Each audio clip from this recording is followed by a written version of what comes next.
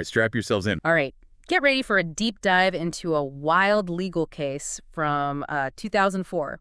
We're talking a missing Grammy Award, accusations of, well, a conspiracy, and a whole lot of questions. I bet you're wondering, how does a Grammy even go missing? Well, that's just the tip of the iceberg. We're going to unpack this whole thing using actual court documents, and legal opinions from a case called Vazquez v. Combs. So buckle up, because this one takes us through the world of hip-hop, power dynamics, and, some pretty intense legal battles. Yeah, what I find so interesting about this case, it really shows how celebrity and power can intertwine with the legal system. And I think as we go through the details, we're going to see those forces at play. For sure. So let's set the stage here. I'm sure you've heard of Sean P. Diddy Combs, the rapper, producer, entrepreneur behind Bad Boy Entertainment. Back in the early 2000s, Diddy and Bad Boy, they were at the top of the hip-hop world. Absolutely, and that's where our other main player comes in, Damien Vazquez.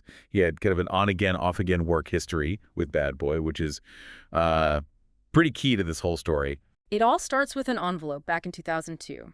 Seemed pretty ordinary at the time. It had these contact sheets inside with names and numbers for people in the industry, including, Diddy himself. But life happened, right?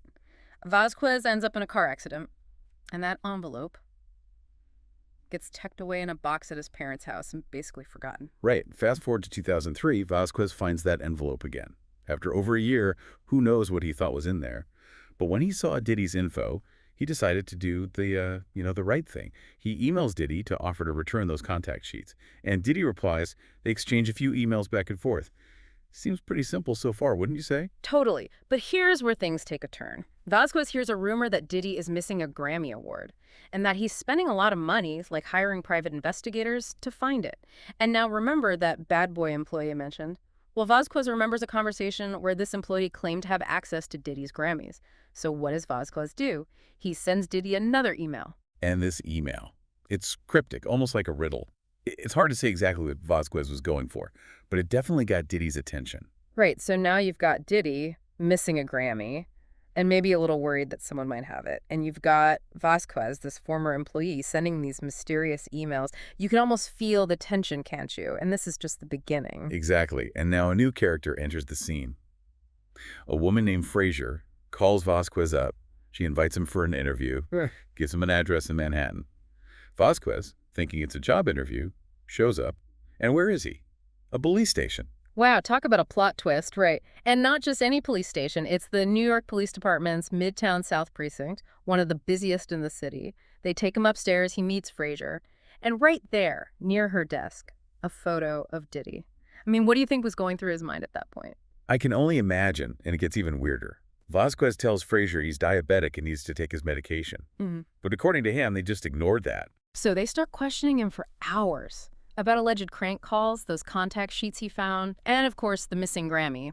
All while Frazier is calling Bad Boy, like seeking guidance and advice based on what Vazquez is saying. See, this is where you start to see those power dynamics I was talking about.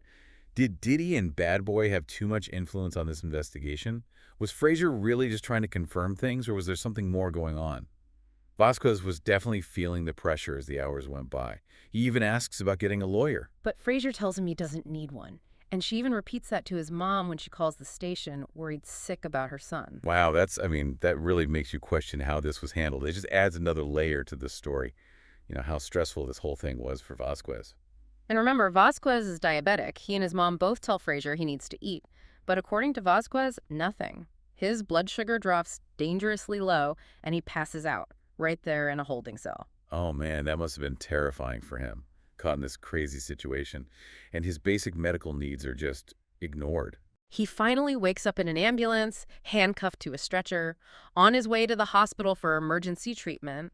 They give him insulin, and then guess what? They let him go? Nope, they take him right back to the police station. Right to the police station. Back to the police station, and the interrogation continues. This time, it's not just Frazier, but several detectives grilling him about the Grammys.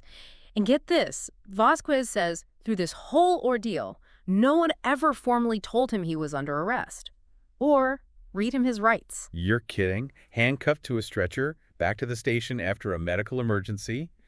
And he hasn't even been officially arrested. This is crazy. It really is. But wait, it gets even crazier. They fingerprint him, photograph him, and take him back to the hospital again because he needs more insulin, still handcuffed to the stretcher. This case is just unbelievable. It really shows how things can get out of control, especially when you've got high-profile people like Diddy involved.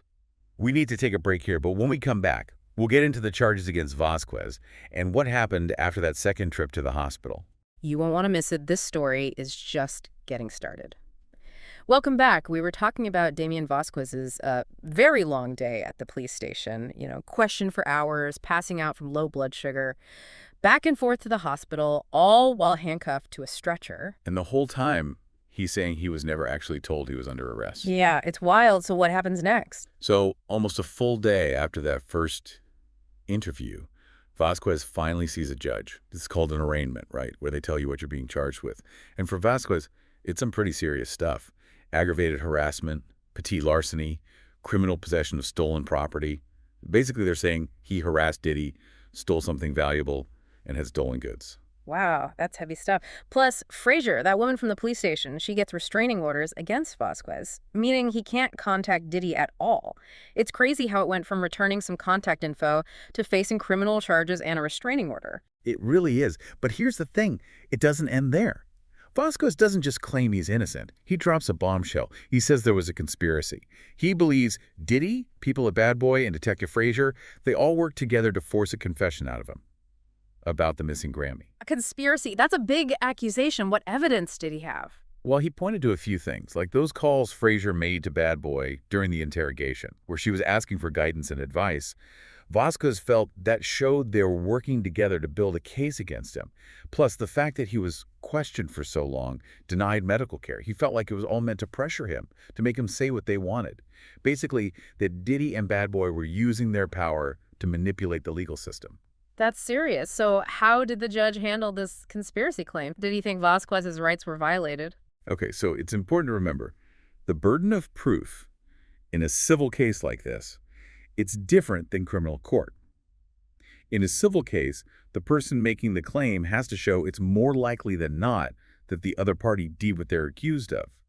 The judge here, he decided that what Vazquez was saying, while concerning, it wasn't enough to prove that there was a deliberate violation of his civil rights. So even though those calls to Bad Boy during questioning seem suspicious, it wasn't proof enough of a conspiracy for the judge. Right. The judge said just because someone files a police report, asks for an investigation, even if they're exaggerating or leaving things out, it doesn't automatically mean their civil rights were violated. There has to be more to it. And he pointed out, Vazquez didn't give specifics about what was actually said on those calls between Frazier and Bad Boy.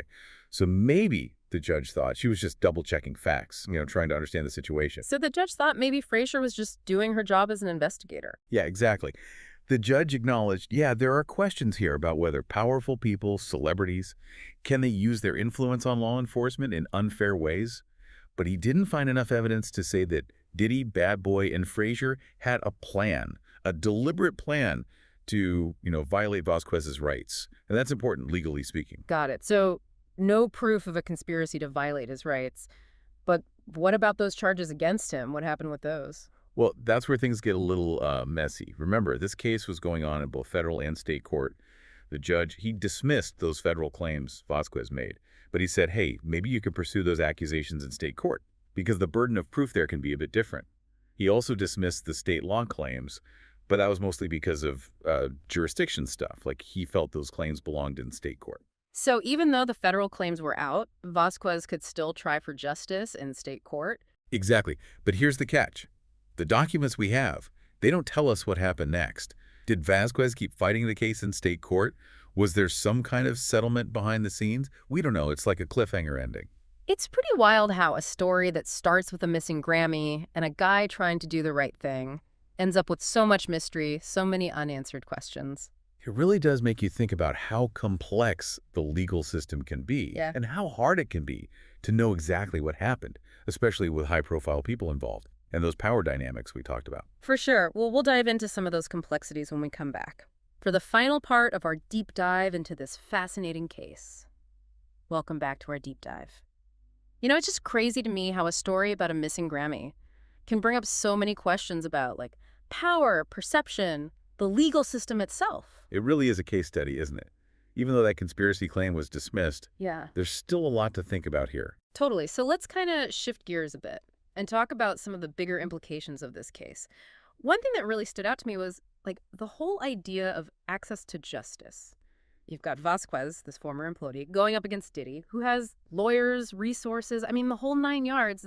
How do you even fight a legal battle when it feels like the odds are so stacked against you? It's a huge point. And this case, even though it didn't officially find a conspiracy, it really shows those power imbalances that can happen in the legal system. It makes you wonder, how fair can things really be when one side has way more money and influence? And then there's the whole celebrity thing, right? Diddy's fame, his image, it definitely played a role in how this all went down, from the media attention to how people saw both Vasquez and Diddy. Do you think, like, is there a halo effect with celebrities where people just automatically believe them more because they're famous? It's definitely worth thinking about, isn't it? Does fame create bias, even if we don't realize it? Like, does it make us see evidence differently? Or how someone acts?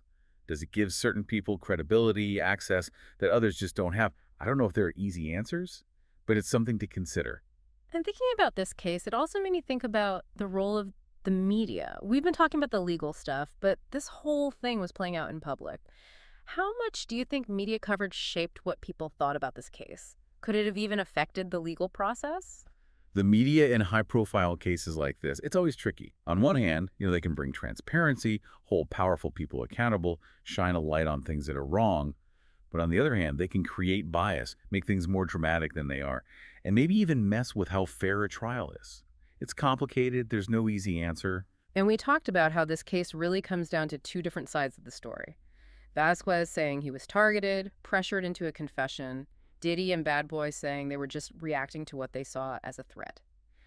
When there's no clear answer, how do we even figure out what the truth is? That's the tough part, right? Yeah. We're left with these two stories, and it's hard to know for sure what happened.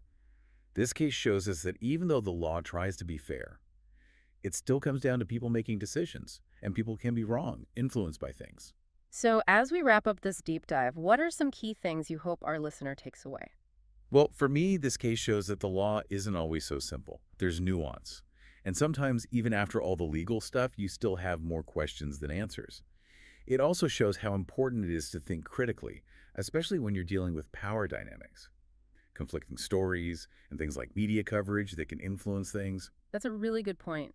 It reminds us that we all have to be careful about the information we see, question things, and really think about the stories we're being told. And maybe think about this. If something like this happened today, with social media, everyone sharing things instantly, would the story be different? Whose voices would be heard and whose would be silenced? It's something to think about as we deal with all this information all the time. That's a great thought to leave us with, even though this case might be over. The things it brings up about power, justice, perception, they're more important than ever.